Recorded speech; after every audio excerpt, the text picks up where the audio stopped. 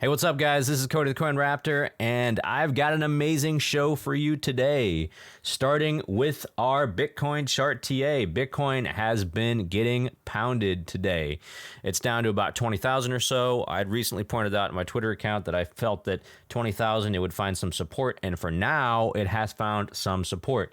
But what I want to talk about today is the upcoming month, and that is September. And September is an incredibly important month for Bitcoin. There are many events which could potentially drive the price lower. And what I have here is I have the low that we made back in June or so. I have it highlighted here. This is the top band. I have this trend line here. That is the June low. And then below this, I have about 14,000 or so.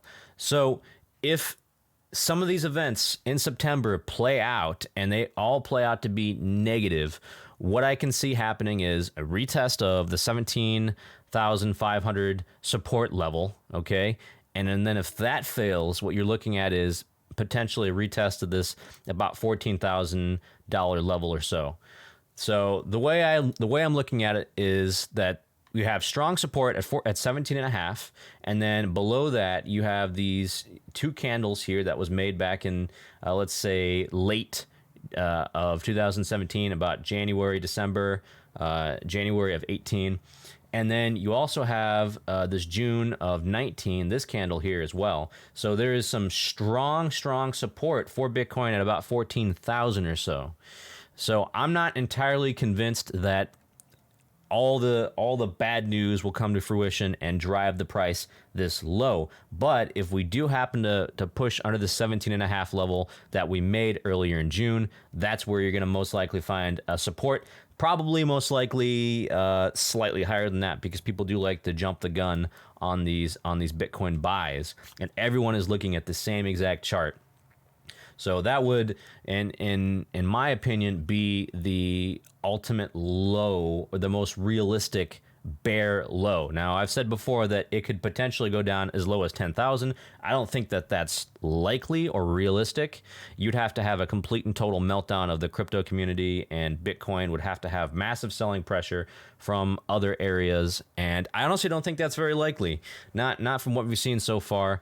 That would probably be like an Armageddon level of event. So I think the most realistic bear scenario we have here is coming down to about 14,000. All right, so what I want to talk about though for September is both the Mt. Gox hack. Okay, we've talked about this before. All right, Mt. Gox. There was the Mt. Gox hack, and the money, the Bitcoin recovered from the Mt. Gox hack is going to be given back to the users who lost it, all right? And this is approximately 137,000 Bitcoin, all right? So this has got many people thinking, okay, well, there's 137,000 Bitcoin coming back into the market. How is that going to affect the crypto prices? How is that going to affect Bitcoin? Well, I want to go ahead and just put things into perspective. So what I did was I went and compared the two major collapses we've had before this point. We have the May Terra Luna collapse and the June Celsius collapse, okay? So the May Terra Luna collapse, the Luna Foundation Guard sold approximately 80,000 Bitcoin back in May, and let's say the approximate price was about $30,000 a pop. So you have about $2.4 billion in selling pressure, okay? Now that month, Bitcoin went down about 15.6%, all right? But to put that into perspective, the monthly volume for May was almost 790,000 Bitcoins traded. All right. So at the end of the day, this 80,000 Bitcoin sounds like a large number. However, the monthly volume for that month was actually almost 10 times higher than that. So then we take a look at the June Celsius collapse. So Celsius claimed originally that they had 151,000 Bitcoin held in their wallets.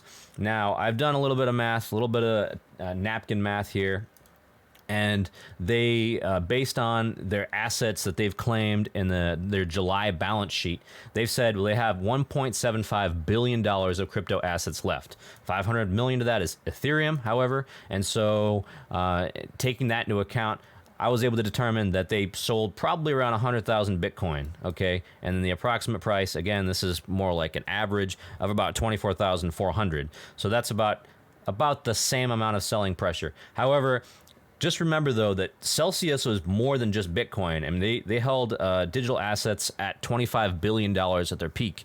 And when Celsius collapsed, they unwound a massive amount of all the assets that they had. And so that actually caused a much larger plummet in the price. So it's about 37% in June, okay?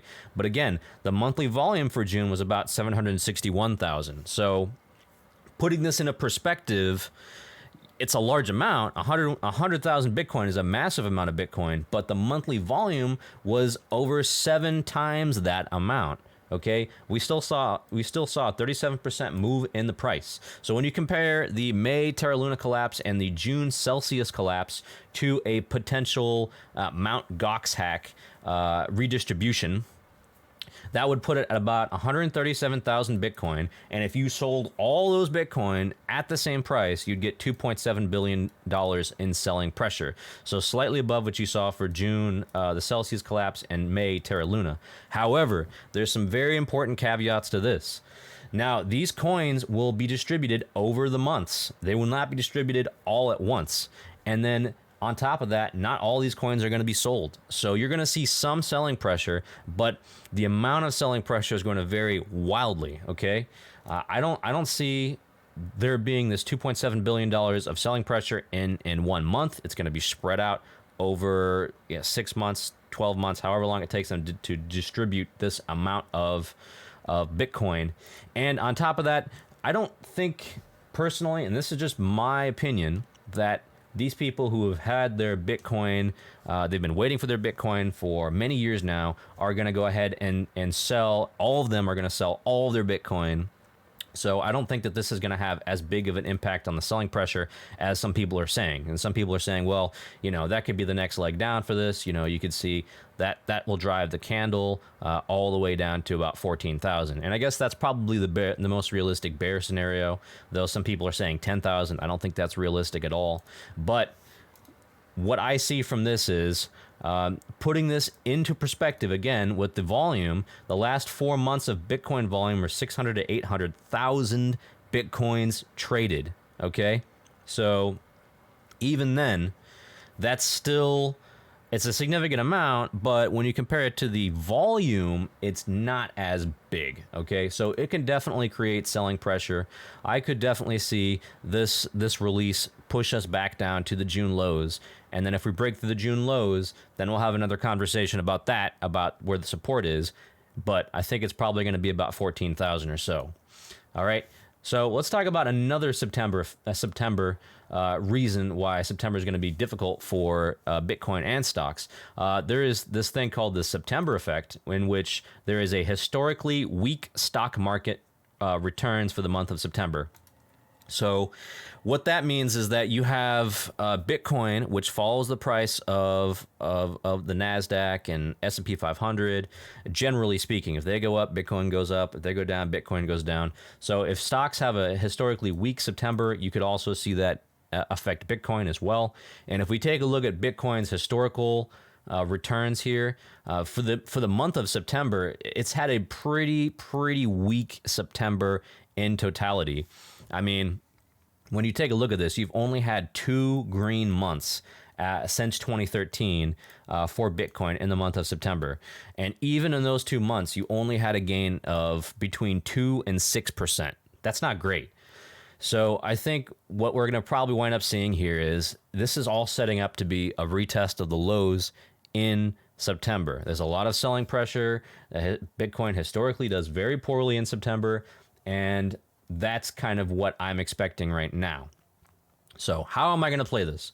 I am getting together some excess capital, and I'm going to be making potentially big Bitcoin buys between now at the end of July and at the end of August and in September. That's how I'm going to play it, because based on my research and my data, we're going to make either a retest of the lows in June, or it's going to come through that level, and then it'll provide me excellent